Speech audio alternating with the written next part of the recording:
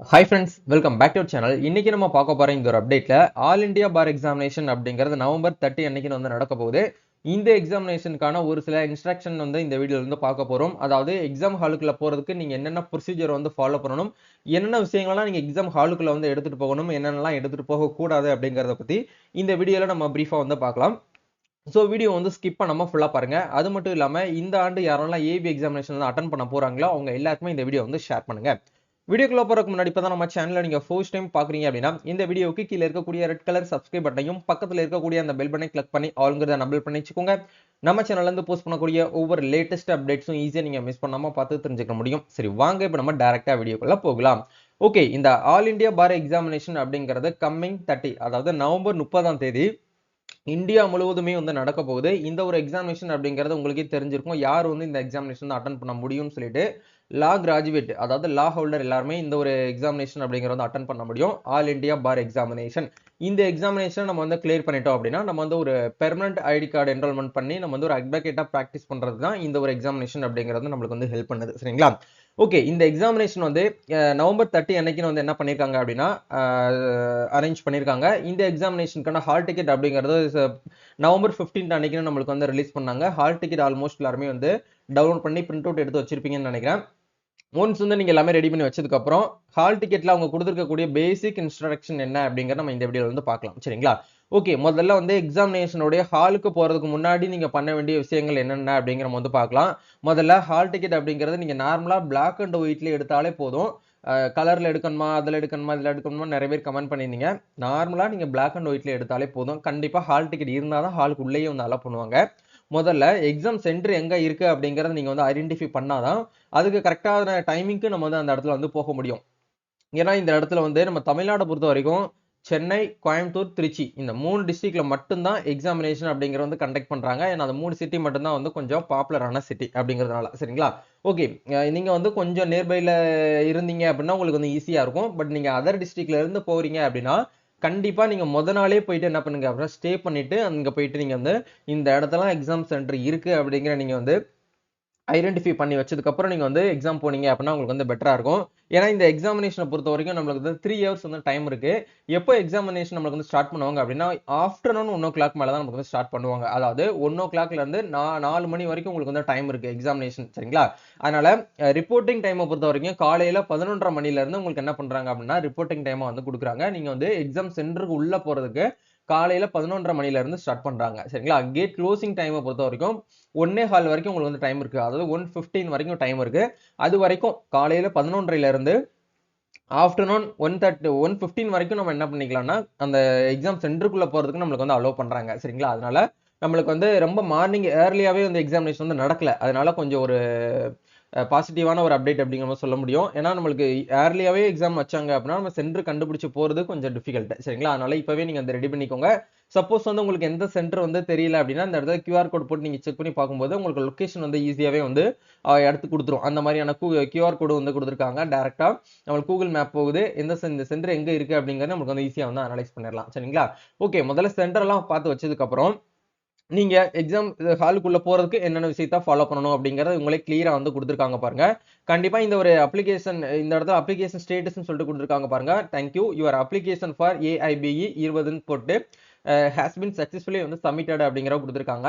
கண்டிப்பா நீங்க வந்து எக்ஸாமினேஷன் வந்து கிளியர் பண்ணதுக்கு அப்புறம் கண்டிப்பா எல்லா டாக்குமெண்ட்ஸுமே நீங்க வந்து என்ன பண்ணணும் அப்படின்னா இன்கம்ப்ளீட்டா இருக்கக்கூடாது, கம்ப்ளீட் பண்ணிருக்கணும். அப்படி கம்ப்ளீட் பண்ணியிருந்தாதான் உங்களோட ரிசல்ட் டயத்துல வந்து உங்களோட ரிசல்ட்டை நீங்க வந்து என்ன பண்ண முடியாது, என்ன பண்ண தேவையில்லை, வித் ஹெல்ட் வந்து பண்ண தேவையில்லை அப்படிங்கிற வந்து சொல்லியிருக்காங்க. முடிஞ்ச வரைக்கும் எல்லா டாக்குமெண்ட்ஸுமே வந்து கம்ப்ளீட் பண்ணிருக்கீங்களா அப்படிங்கறத வந்து செக் பண்ணிக்கோங்க. சரிங்களா? ஓகே, இப்போ எக்ஸாம் ஹாலுக்குள்ள போறதுக்கு உங்களுடைய அட்மிட் கார்டு வித் வந்து கவர்மெண்ட் ஐடி ப்ரூஃப் ஏதாச்சும் ஒன்று வந்து நீங்க கண்டிப்பா வந்து கொண்டு போகணும். அது இல்லாம உங்களை வந்து அலோவ் பண்ண மாட்டாங்க. அதாவது ஹால் டிக்கெட் வந்து நீங்க வந்து black and white print out எடுத்து வச்சுக்கோங்க. கவர்மெண்ட் ஐடி ப்ரூஃப் அப்படிங்கிறது ஒரிஜினல் வேணும். அது வந்து ஜெராக்ஸ் எடுக்க தேவையில்லை. இப்போ லைக் வந்து ஆதார் கார்டு எடுத்துட்டு போறீங்க அப்படின்னா ஆதார் கார்டு மட்டும் எடுத்தா போதும். பேன் கார்டு எடுத்துட்டு போறீங்கன்னா பேன் கார்டு மட்டும் எடுத்துட்டு போனா போதும். Government issued one photo ID card அப்படின்னா உங்க போட்டோ வந்து அந்த ஐடி கார்டுல வந்து இருக்கணும். அப்படி இருக்கிற மாதிரியான ஐடி ப்ரூஃப் தான் வந்து அவங்க வந்து சப்மிட் அலோவ் பண்ணுவாங்க. சரிங்களா? அதனால நீங்க கொடுத்துருக்கக்கூடிய போட்டோவும் அங்க இருக்கக்கூடிய போட்டோ வந்து மேட்ச் ஆகுதா அப்படிங்கறத வந்து செக் பண்ணுவாங்க. நீங்க தானா அப்படிங்கிற செக் பண்றது தான் இது வந்து கம்பல்சரியா வேணும். ரெண்டாவது அவங்க சொல்ல வர விஷயம் வந்து என்ன அப்படிங்கிற பார்க்கும்போது நம்ம ஸ்டார்டிங்கே சொன்ன மாதிரி வந்து அவங்க சொல்ல வரக்கூடிய விஷயம் என்ன அப்படின்னா, கேண்டிடேட்ஸ் நீங்க வந்து என்ன பண்ணுங்க அப்படின்னா, எக்ஸாம் நடக்கிறதுக்கு 1 டே பிஃபோரே நீங்க என்ன பண்ணுங்க அப்படின்னா, உங்களோட எக்ஸாமினேஷன் சென்டரை போயிட்டு நீங்க வந்து விசிட் பண்ணி செக் பண்ணி பார்த்து வச்சுக்கோங்க அப்படிங்கிறத உங்களுக்கு வந்து சொல்லியிருக்காங்க.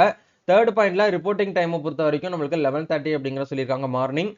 வில் பி அலௌடு, அதாவது கேண்டிடேட்டோடைய எக்ஸாமினேஷன் சென்டருக்கு வந்து 1:15க்கு மேல வந்து அலோவ் பண்ண மாட்டோம் அப்படிங்கறத உங்களுக்கு இந்த இடத்துல சொல்லியிருக்காங்க.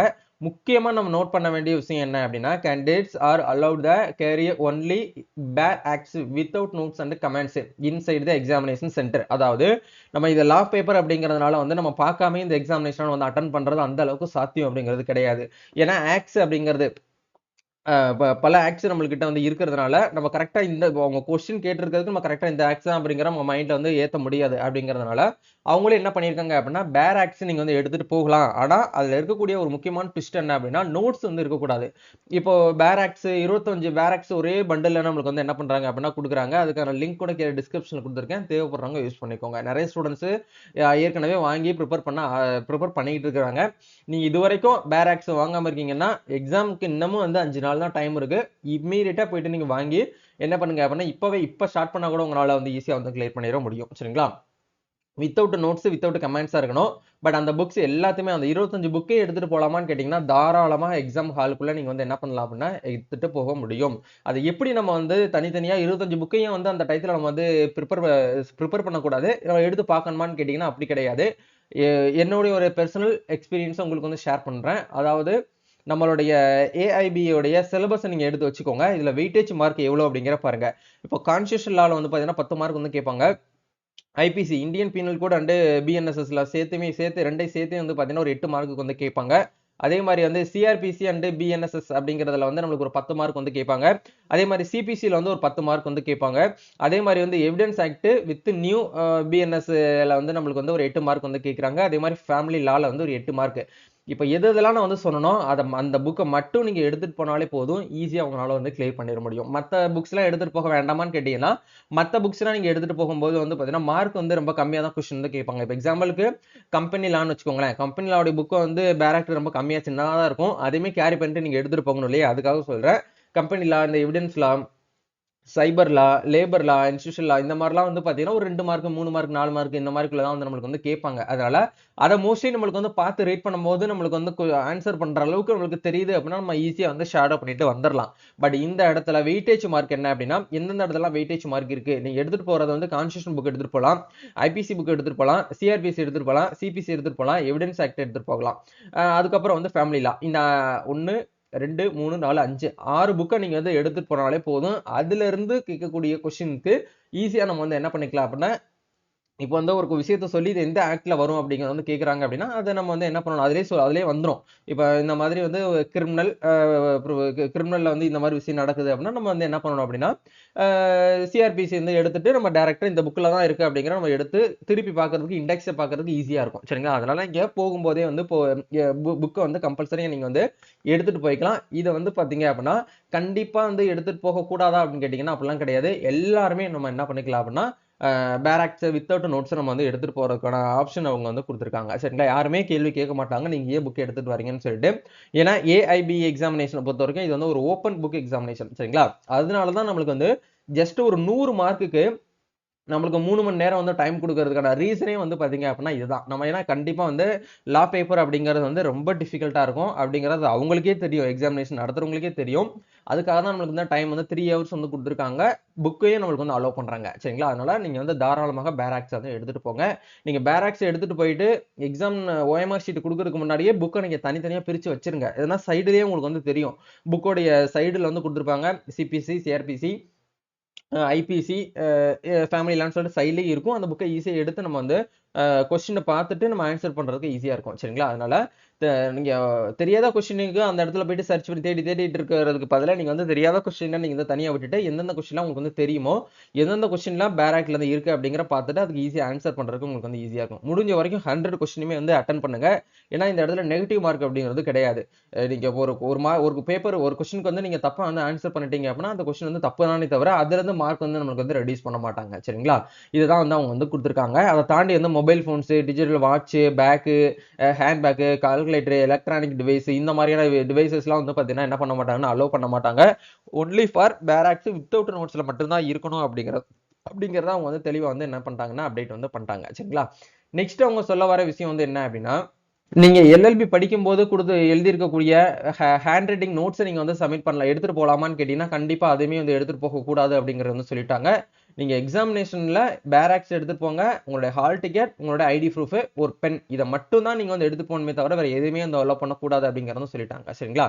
சோ அந்த இடத்துல வந்து குடுத்திருக்காங்க பாருங்க. ஒண்ணு நீங்க வந்து ப்ளூ கலர் பென் அப்படின்னா black colour ball point pen மட்டும் தான் யூஸ் பண்ணணும். ஜெல் பென்னோ, இங்க் பென்னோ இந்த மாதிரி நீங்க வந்து எதுவுமே வந்து என்ன பண்ணக்கூடாது அப்படின்னா யூஸ் பண்ணக்கூடாது அப்படிங்கிறத இதன் மூலியமா வந்து சொல்ல வராங்க. சரிங்களா? சோ இதுதான் வந்து பாத்தீங்க அப்படின்னா அவங்க குடுத்திருக்கக்கூடிய ஹால் டிக்கெட்ல குடுத்திருக்கக்கூடிய இன்ஸ்ட்ரக்ஷன். சோ இத நீங்க ஃபாலோ பண்ணி எக்ஸாமினேஷன் வந்து அட்டெண்ட் பண்ணுங்க. சோ கண்டிப்பா இந்த ஒரு வீடியோ உங்களுக்கு வந்து ரொம்பவே வந்து ஹெல்ப்ஃபுல்லா இருக்கும். சோ இந்த வீடியோ உங்களுக்கு யூஸ்ஃபுல்லா இருந்துச்சு அப்படின்னா லைக் பண்ணுங்க, ஷேர் பண்ணுங்க, கமெண்ட் பண்ணுங்க. நம்ம நெக்ஸ்ட் ஒரு அப்டேட்ல வந்து மீட் பண்ணுவோம். Thank you. All the best.